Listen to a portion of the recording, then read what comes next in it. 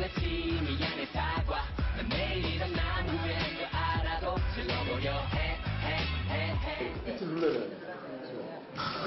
질러보려 해 질러보려 해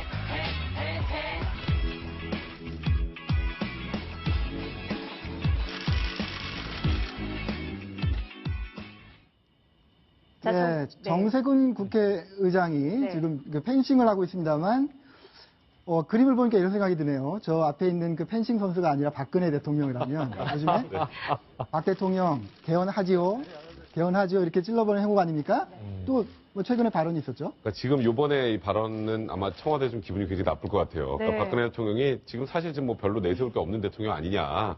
근데 나라의 미래를 위해서 개헌이 이루어지면 이건 대통령의 치적이 될 수 있다. 그러니까 말 그대로 지금은 별로 한 게 없는데 개헌이라도 하면은 그래도 그 대통령의 치적으로 남을 수 있다는 취지거든요. 활짝이 아니라 많이 기분 나쁘죠. 많이 기분 나쁠 것 같죠. 근데 이제 정세균 의장 같은 경우는 이게 80년 헌법 체제가 이제 시대 정신에 도저히 맞지 않는다는 취지로 굉장히 강한 개헌론자였잖아요. 네. 근데 이제 이렇게 얘기를 하시더라고요. 그러니까 과거에는 개헌 얘기를 하면 청와대에서 모든 걸 빨아들인 블랙홀이라는 보통 높여 나오고 개헌 안 된다는 취지였는데 지금은 그나마 아무 대응도 하지 않고 있는 걸 보면 그래도 이제 개헌이 가능한 거 아니냐라는 취지로 사실 본인이 제일 생각하시는 거에 맞게 그렇게 좀 생각을 하시는 것 같다는 느낌이 드네요.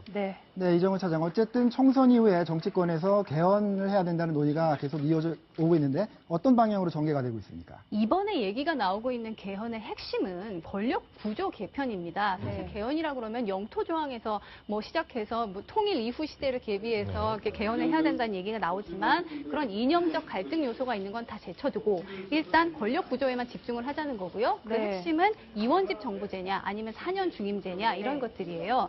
시나리오를 예를 들면 이런 거죠. 이원집 정부제라 하면 대통령과 총리가 권력을 나눠서 국정을 운영하는 거잖아요. 그러니까 프랑스식인데 이제 이렇게 되면 예를 들어서 반기문 대통령이 외치를 맡는 대통령이 되고 그리고 친박 실세 총리가 나온다. 이런 식의 시나리오가 가능하다는 거죠. 야당에서도 지금 개헌론이 계속 나오고 있는데 예를 들면 박지원 원내대표가 실세 총리가 되는 건 어떠냐 이런 얘기인 거고 실제로 박지원 원내대표는 조조익선이다. 개헌 논의는 빠르면 빠를수록 좋다. 이런 얘기들을 하고 있습니다. 그런가 하면 이제 그러면 차기 대권 주자인 문재인 그 전 대표의 생각은 어떤가? 거기는 이제 이원집 정부제보다는 4년 중임제를 찬성한다. 이런 쪽인데요. 아무튼 이재호, 김종인, 김무성 정치권 거물이라고 할 수 있는 분들이 전부 다 개헌을 지금 내놓고 있기 때문에 어쨌든 20대 국회의 시작부터 조금 논의가 계속 뜨거워지지 않을까 그런 전망입니다. 네. 하지만 그 개헌에 대한 키는 그래도 청와대 박근혜 대통령이 쥐고 있는데요. 2014년 청와대 수석 비서관에 의해서 이렇게 얘기했습니다. 같이 들어보시겠습니다.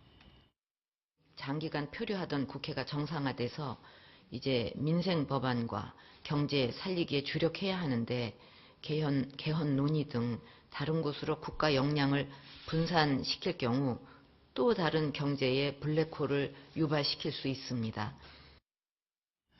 최영일 평론가님, 내일 또 청와대 수석 비서관회의가 열립니다. 여기에서 박근혜 대통령이 어떻게 개헌에 대해서 발언할까요? 네, 조금 전에 보신 발언이 잘 아시겠지만 김무성 당대표 시절에 상하이발 개헌론이 나왔을 때 차단한 거거든요. 그러니까 여권발 개헌 논의를 차단했습니다. 그리고 올 초만 해도 기자간담회라든가 몇 차례 자리에서 개헌에 대해서 청와대는 부정적인 기류입니다. 근데 그 사이에 총선이 있었던 거죠. 그리고 여소야대 전국으로 20대 국회가 열렸죠. 그래서 지금 야당발 개헌 논의에 여당 의원들도 드러내놓지 못했지만 상당히 좀 가세하는 분위기예요.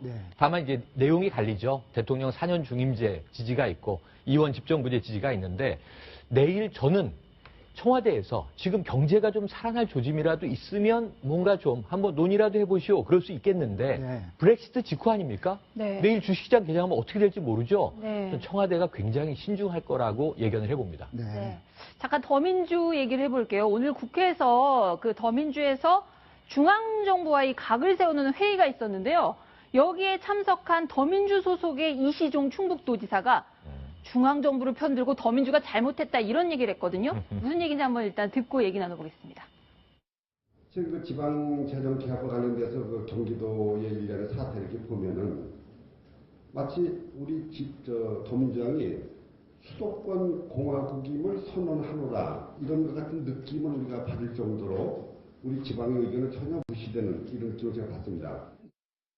어쨌든 지방재정 정책을 지금 박근혜 정부가 잘 하고 있다는 취지로 얘기한 건데 이시종 지사가 왜 이렇게 열받으신 건가요? 그러니까 뭐 아시겠지만 얼마 전까지 이재명 성남시장이 단식까지 하면서 정부의 뭐 지방재정 개편안에서 반대를 하고 나섰었잖아요. 네. 근데 이제 이시종 이 충북도지사님의 말씀은 이거 원래 우리 시도지사들의 오랜 수건이었고 우리가 건의했던 건데 네. 이거 경기도 수도권의 이기주의로 당신들만을 위해서 이걸 반대하는 게 말이 되느냐? 네. 그러니까 이번 총선에서 뭐 수도권에서 82명, 뭐 지방 28명, 그러니까 수도권에서 국회의원을 많이 뽑아줬다고 해서 수도권 중심의 정책만 하려는 게 아니냐? 네. 굉장히 강하게 불만을 드러내게 된 겁니다. 네, 어쨌든 소수 의견에 그치긴 했지만 비수도권 의원들이 어쨌든 더민주 지도부와 약간은 불협화음을 내고 있다는 얘기고요. 최영일 평론가님, 오늘 또 서영교 의원 얘기를 안 할 수가 없습니다. 네, 그렇죠. 가족 채용 논란에 대해서 더민주가 어쨌든 지금까지는 약간 미온적이었는데 아주 엄격하게 당무 조사를 하겠다 밝혔다죠? 네, 국민 여론이 아주 나빠지지 않았습니까? 특히 네. 서영교 의원 어찌 보면 굉장히 민주투사 이미지로 강한 야당 의원의 이미지였는데 그렇죠. 이번에 알고 보니까 딸이 인턴으로 채용됐었고